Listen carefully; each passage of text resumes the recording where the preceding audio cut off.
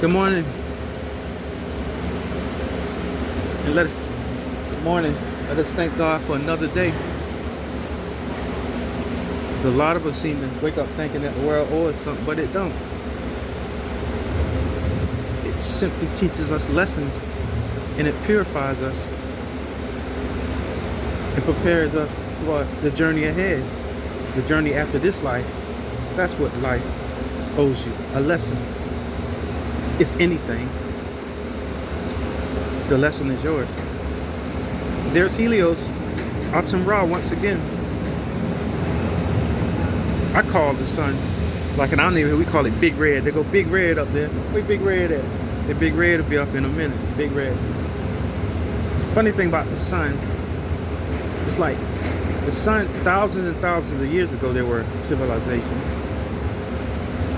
And they honored the sun, and they said that they had messiahs that had 12 disciples, like how the sun has 12 months, and the sun goes through 12 houses in the zodiac. And they'll say that they have a messiah that could walk on water, like the sun walk on water, like the sun right now is walking on.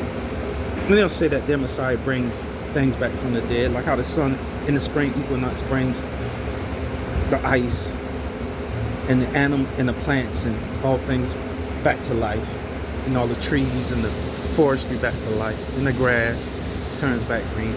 They'll say that Messiah can do all that, and they'll say that they Messiah thousands and thousands and thousands and thousands and thousands and thousands and thousands and thousands. They also had a Messiah, and they'll say that he was of an immaculate birth. He was born on the 25th of December, the 12th month, and they'll say that their Messiah was crucified and went in the grave, like how the sun at Christmas time. You know, at Christmas time, every Christmas, the sun right there in the sky, it goes below the horizons. Like it's in the sky now, it'll go down below, like where that tree line is, and you can't see it. For 3 days it does that. And right above it, if you look up in the cosmos, you'll see a cross above it. It's called the Southern Cross. It's a celestial star, like a deacon. It's up in the sky. And then they'll say that their Messiah, after 3 days, he rose out the grave and he ascended back to the heavens. And all of them mock the sun. All of them mock the sun right there, Helios, Atum Ra. They mock him. I don't care how far you go back, tens of thousands of years, as a civilization, they're going to tell you about their Messiah, that he has 12 disciples, and that he died and was in the grave for 3 days, and then he arose on the third day. All of them mimic and mock the sun. It's a very interesting concept. It all depends on your consciousness and what do you believe. You know, yesterday I spoke about, and I wanted to lead you into that conversation. I spoke about us coming here and how we come through the sun, and the sun brings us here from the stars, from the cosmos. From the heavens we come down, and we leave our godliness to come here.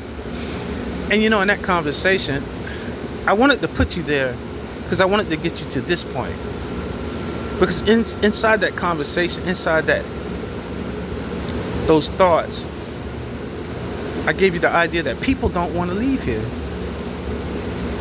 That when it's time to leave here, because I gave you an imaginary or I gave you a fantasy that if you could stay here, a case scenario saying, what if you could stay here? I said that most people would want to stay here. That's what they really want to do. But in essence, that's not reality. The reality is that you have to leave here. The reality is that your flesh dies. You don't get to stay here. At least not in one lifetime. You don't get to be eternal. But you do get salvation and immortality through different lifetimes. Through a salvation or through a promise that says that you could come here as long as you abide by the commandments and the rules and the laws of the universe. You can continuously come here. But I gave the scenario. It was just an exact scenario saying that if you were to ask most people, and I gave my experience, that most people would say that they don't want to leave here. They don't want to go to heaven. They would want to stay here. But that's not reality. But you know why most people feel that way? Because it's what Egyptian philosophy. It's what Indian philosophy. It's what the Mayas and the Aztecs. It's what all the philosophies and spiritualism was saying. It's saying that we come here and we forget that we're God, down here having a human experience. What exactly do I mean by that? Like me, my name is Edgar Mixon. I think while I'm here that is who I am. And I don't want to leave that. I think that my parents, their names, and my sisters and brothers and cousins. See, we come here and we think that that's a real reality. But we don't realize that we are God down here having a human experience. This avatar, this flesh that you're in, that's the name of your flesh. Your name, whatever your name is, that's the name of your flesh. Like when you get in your car, I have a Camaro. I have a Tahoe. I have several vehicles. When I get in them, that's not me. That's just the name of the vehicle. When I get out of it, that vehicle's still there. It's a part of this earth. And it's going to stay here on this earth when I leave here. What's the same thing with your flesh?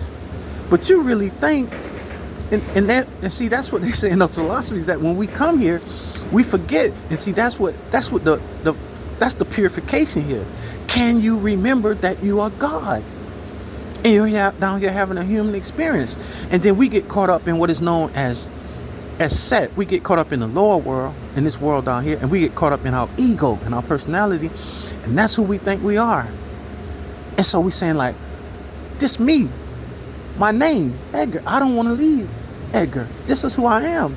It's not who you are. You're God. But that's your avatar. That's the spaceship, or the avatar, or the machinery, or the flesh is what carries you around in this cosmos, in this third dimension. And if you don't come to grips with that, if you can't purify yourself to remember that, well, then that's when you must come back here until you do.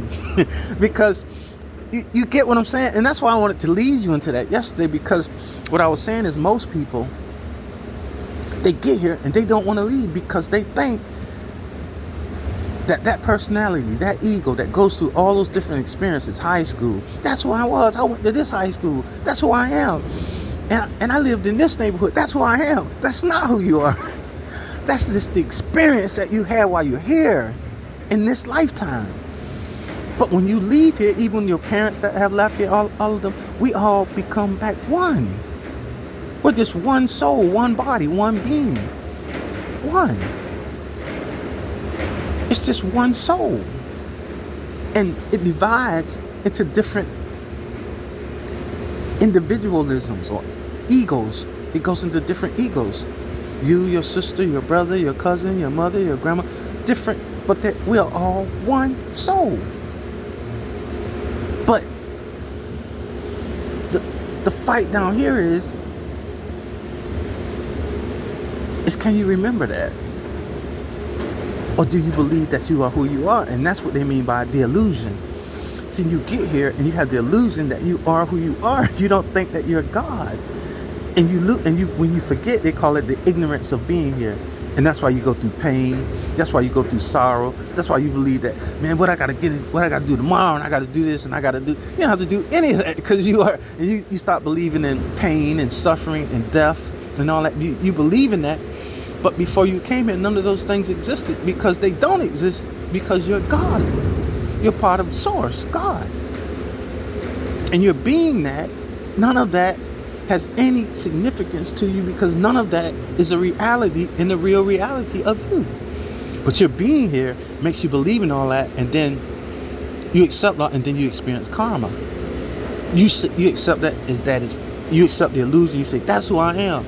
And so you get recycled back down here, and you have to go through that same experience until you come to an enlightenment and know that I'm just down here having an experience. This is just an experience. You know, like when you go on a vacation, that's not where you're from.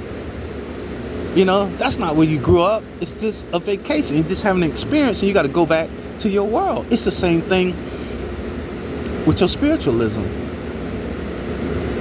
You're down here having an experience. You're a God that came down here in a human body having a human experience. You got to elevate yourself down here back to know who and what you are, to get back up to where you came from. And if you can't elevate your consciousness to the understanding that you are God, if you can't do that, then you're gonna keep getting recycled back down here and having human experience until you come to the light, until you come to the understanding that you're light energy, you're from source, and that all of this down here is just an illusion.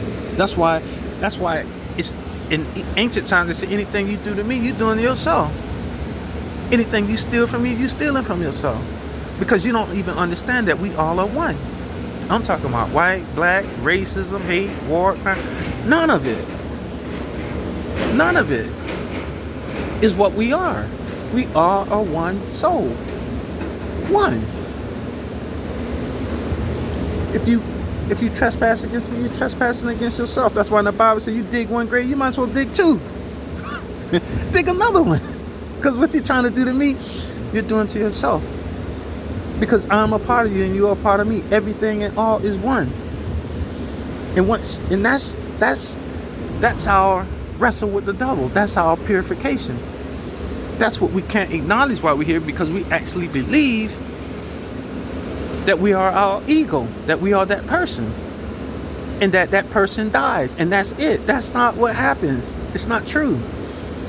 And once you keep believing, well, that's why then your conscience stays with you. And when you try to leave here, you got to come back here because you believe that that's what it is. And it's going to keep showing you, okay, you think so? Okay, bye. Go back down there until you come to the acknowledgement and the enlightenment of that. Because you're not going to, even when you get recycled and reincarnated, you can't come back to that same person, that same ego. You get reincarnated back into another flesh. You come into another whole, storyline. So that's why I wanted to do that yesterday, to get you to this point. Because like I said in the conversation yesterday, because nobody wants to leave here. The reason they don't want to leave here because they think that this is finite. They think that it's death, that you're who you are. And at the end of, and this is what it is. You come here, you only live once, and then you die. That's not true. But when you believe that, well, then you have to get recycled back down here until you get, till you reach your godliness, until you come back to self. Because when the onion is peeled, this flesh is peeled away. The only thing that remains is source. Source remains. You remain. You source still lives. So source is really what you are. It's not those experiences, not the high school you went to. All of that should be illusory. It's just an illusion. And so I wanted to have that conversation because it's what intrigues me. It's really the nutshell, the bottom line, the bottom dollar of our existence. This conversation, it's the bottom line, because it all seems so real until it's time for, like, when you're born, that light must come into the world. Well, this all seems so real in this dimension until it's time for you to leave this dimension, and you can't take none of this with you, and none of this is real. You got to go back to source, or you're gonna have to be reincarnated back down here to come to that realization that it's just an avatar to get through this dimension, this flesh. That flesh, whatever name that you name, your mother and father named that flesh is going to die. It's going to be on a tomb. It's going to be written on a headstone, a tombstone. And that's where it lies. That's the end of that. That's the end of it. Right there with that tombstone with your birthday and your homegoing celebration date on that flesh. And that's the end of that. But that's not the end of you, because that's not who you are. That's just like how you jump in your car to go to the store. You jump into your Cadillac or your Mercedes, whatever. Well, Mercedes is not you. It's just a vehicle for getting around. Once you get out of it, or once it gets wrecked or towed or something, it's gone. That's it. But that's not you. It's the same thing with this flesh. When you leave this flesh carries around the cosmic being that you are inside of it, until it's time for that ride to come to an end. And when that ride comes to an end, well, then they're going to bury that flesh. That's the end of that flesh. That flesh that went to high school. That flesh that grew up in that neighborhood. That flesh that was the son of so-and-so or the daughter of so-and-so. It comes to an end. But you don't come to an end. And that's the fight. That's the wrestle. That's what we wrestle with. That's what we wrestle with. So, once again, I hope you have a blessed day. And remember to stay in prayer. Stay in your consciousness, your higher consciousness throughout the day. Nothing should come against you when you're in that. And remember, whatever someone does to you, they don't did to themselves. Whatever someone tries to take from you, they take it from themselves. Whatever hate someone has towards you, they hate themselves. And the love that someone has to you, they love themselves. Because we're all at one. Have a blessed day. And like Jesus always said, peace be with you. Peace be upon you. Have a good one.